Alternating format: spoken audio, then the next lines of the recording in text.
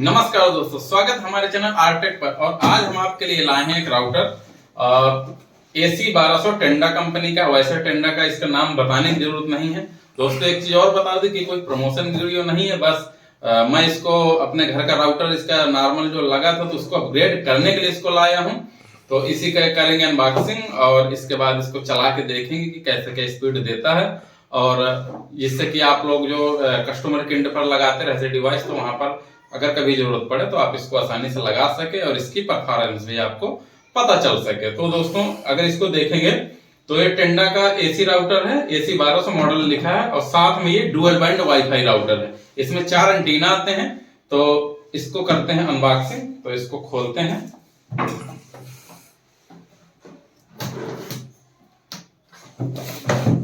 देखो दोस्तों, आइए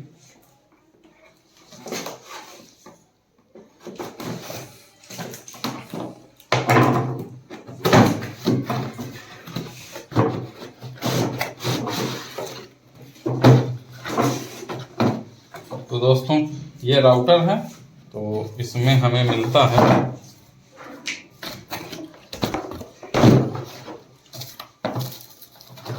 जो सभी राउटर में मिलता है वही मिलता है। इसमें कुछ खास नहीं मिलता कि कुछ अलग से मिला हो।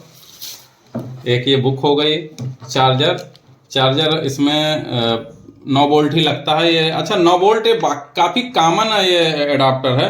आपको आईवॉल में भी 9 वोल्ट ही मिलता है। हालांकि डीलिंग के कुछ केस में 5 वोल्ट मिलता है, नहीं तो इसमें अधिकतर 9 वोल्ट ही अधिकतर जो घर के राउटर होते हैं उसमें मिलता है। और साथ ही एक पैच कार्ड है 1 मीटर के आसपास का।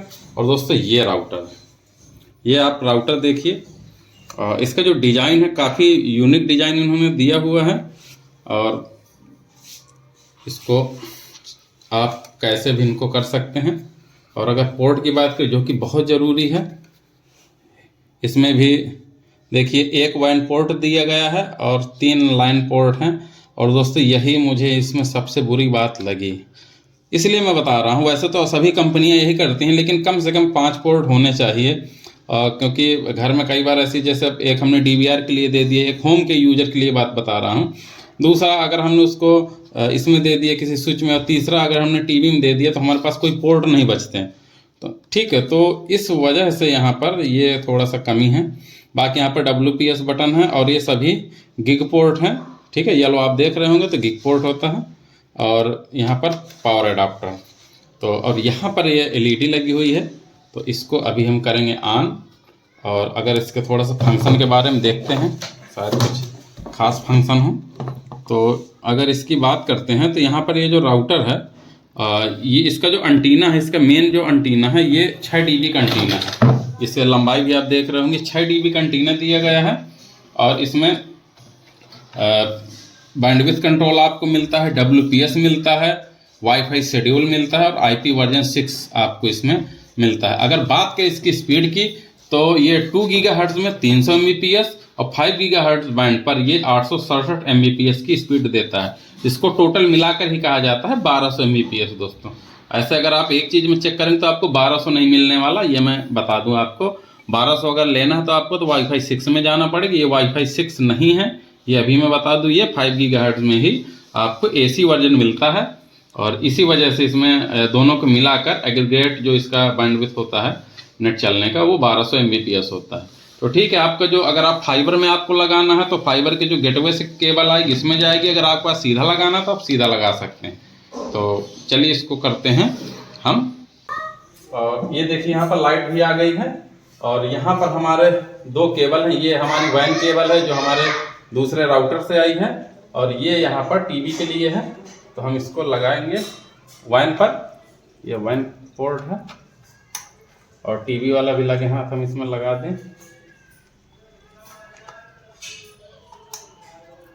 ये हमारे दोनों लग गए हैं। तो इसको हम यहाँ पर टिका देंगे, अल्टरनेट कोई व्यवस्था नहीं है, सिंपली। तो ये हमारा यहाँ पर लाइट लग गई है और LED जल रही है और यहाँ पर केबल लगा दी। अब हम इसको करते हैं सेटिंग। तो दोस्तों अब आ गए हम कंप्यूटर स्क्रीन पर। तो सबसे पहले आपको करना है वाईफाई कनेक्ट। तो ये टेंडा आ गया, तो इसको करेंगे कनेक्ट। और ये अभी ओपन ही है, आप कनेक्ट कर लीजिए सिंपली और इसको तब करेंगे कॉन्फ़िगर। तो दोस्तों ये कनेक्ट हो गया। अब हम आएंगे ब्राउजर पर, ब्राउजर आप कोई भी ओपन कर लीजिए और यहाँ पर आप इसका बाय डिफ़ॉल्ट आईपी डालना है जो कि होता है 192.168.0.1, ये इसका बाय डिफ़ॉल्ट होता है, ठीक है। इसको आप ओपन करिए।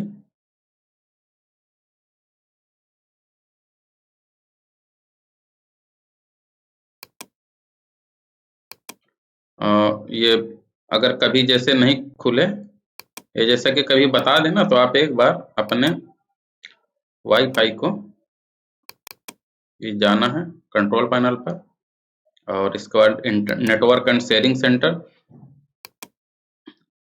चेंज एडाप्टर सेटिंग और वाईफाई को आप एक बार बंद और चालू आप कर दीजिएगा, इनेबल डिसेबल करना। ये कई बार होता है, कई बार नहीं भी होता है, क्योंकि लैपटॉप में क्या है कि हमारे लैपटॉप में बार-बार कभी कॉन्फ़िगर करना पड़ता है, कभी ये राउटर कभी वो राउटर, तो ये समस्या ज़्यादा आती है जो आईएसपी लोग हैं। अगर आप होम यूज़र हैं तो आपको समस्या नहीं आएगी, लेकिन फिर भी अगर आए तो आप इस तरह आप कर सकते हैं। तो दोबारा कनेक्ट कराते हैं वाईफाई टेंडा। टेंडा के यहाँ पर दो आ रहे हैं, 2 गीगाहर्ट्ज़ का है और एक है 5 गीगाहर्ट्ज़ का। तो आइडेंटिफाइंग हो रहा है, जैसे इसको आईपी मिल जाएगी तो खुल जाएगा। तो एक बार हम सीएमडी भी चला लेते हैं। हालांकि अगर आप सिंपल यूजर तो आपको ये सब करने की जरूरत नहीं है, लेकिन फिर भी अब ये कह रहा है कि पिंग फेल आ रहा है और ये इसको शायद आईपी नहीं दे पा रहा है, इसी वजह से।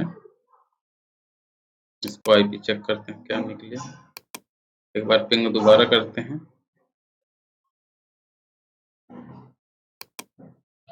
और इसको आईपी अलर्ट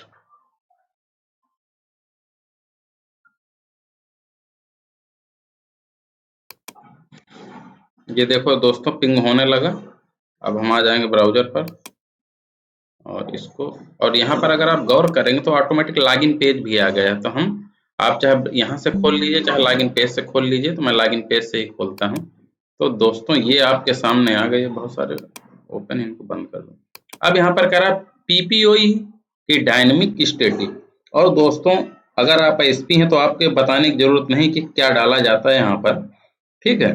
तो हम यहाँ पर अभी अपना यूजर नेम एंड पासवर्ड डालेंगे, तब जाके हमारा ये चलेगा। तो हम इसको करेंगे, अपना आईडी डालेंगे क्योंकि हमारे पास पीपीओई आईडी है। तो पीपीओई आईडी हम निकाल, मेरे मोबाइल पर है। और आप यहाँ पर अगर आप डायनेमिक चलाना चाहते हैं तो डायनेमिक भी चला सकते हैं, और अगर स्टैटिक आईपी तो स्टैटिक आईपी चला सकते हैं। तो यहाँ पर 1 मिनट लगेगा।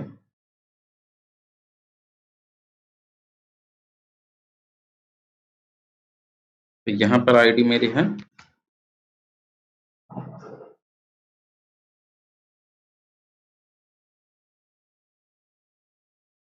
MN_001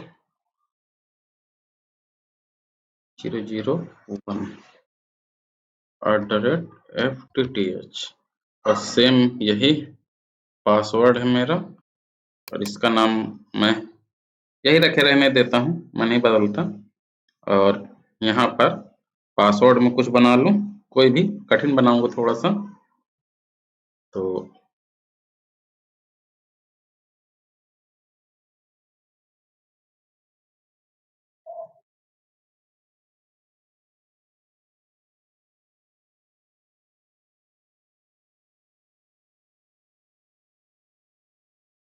मैंने पासवर्ड बना के कर दिया है ओके। और इसको, इसका भी नाम बदल देता हूँ, रेड वाईफाई, रेड होम लिख दो, ठीक है दोस्तों। और कर दिया मैंने ओके। और चूंकि मैंने ISP 1 में केवल लगा रखी है, तो ये अभी ISP से ये फेच करेगा डेटा और इसके बाद कनेक्ट हो जाएगा। लेकिन इसके पहले ये जो मैंने वाईफाई का नाम बदला है ये भी आ जाएगा, तो मुझे नए इससे इसको कनेक्ट करना पड़ेगा। तो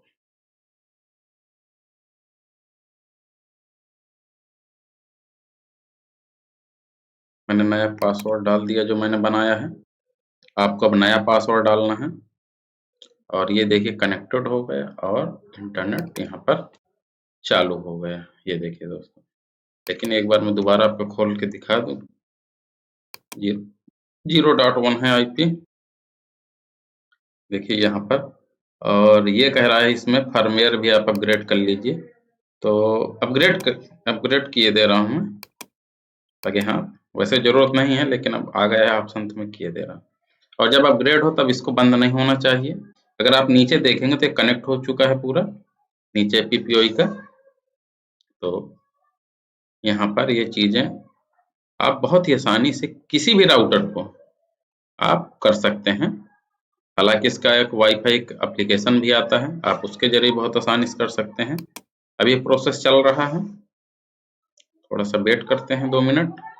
और यहाँ पर परसेंटेज भी चल रहा है कि कितना परसेंटेज ये अपग्रेड हो चुका है। तो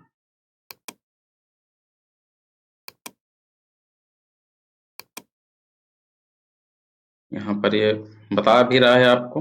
और दोस्तों वैसे भी ये टेंडा का इसके पहले मैंने इस्तेमाल किया है, तो टेंडा का राउटर एक चीज मैंने देखा जो डी-लिंक और बाकी चीजों राउटरों में नहीं है, कि ये सर्वर से सिंक बहुत जल्दी होता है। यानी कि जैसे आप ओके करेंगे तो आपका तुरंत पीपीओई कनेक्ट हो जाएगा, जबकि डी-लिंक में थोड़ा सा 10-20 सेकंड का टाइम लेता है, किसी में 1-1 मिनट का टाइम लेता है। तो ये चीज मैंने कई बार नोटिस किया है। आप जैसे ही पीपीओ डाल के ओके करेंगे तुरंत सर्वर को रिक्वेस्ट भेजकर कनेक्ट हो जाएगा। तो अगर आप एयर फाइबर कहीं लगाएं ना, तो आप डी-लिंक के अपेक्षा अगर टेंडा का लगाएंगे तो आपका बेटर होगा। एक चीज मैं बता दूं, कोई प्रमोशन नहीं है, जस्ट ये जैसा मैंने बताया कि 20 कंपनी आती हैं, तो जिनमें अच्छी कंपनी है तो हमें हमारा बताना काम है कि आप ऐसे ऐसे जाके कर सकते हैं।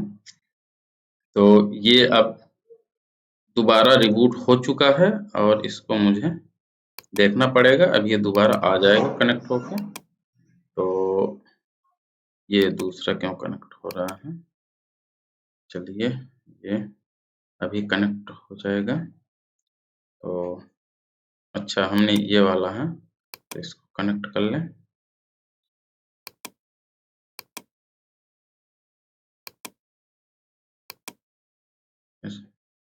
चलिए ये आ गया, तो अब इसको अभी कनेक्ट नहीं हुआ क्योंकि कनेक्ट होने के बाद अभी नेट भी आ जाएगी इसमें। अच्छा, कनेक्टेड हो गया, ठीक है दोस्तों, अब हो गया। तो ये देखिए अब यहाँ पर ऑनलाइन हो गया, ये पूरा देखिए आ रहा है सामने डैशबोर्ड पर कि ये नेट कनेक्ट हो गया। और यहाँ पर क्या आईपी मिल रहा है, क्या सर्वर है, ये सब चीजें भी यहाँ पर आ गई।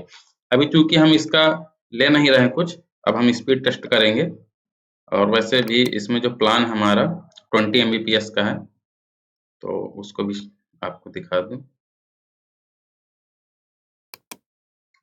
इसकी स्पीड देखते हैं, देखिए 20 Mbps में ये 23 आ रहा है। और इसका मिली सेकंड भी देखिए आप 16, तो काफी तेज है।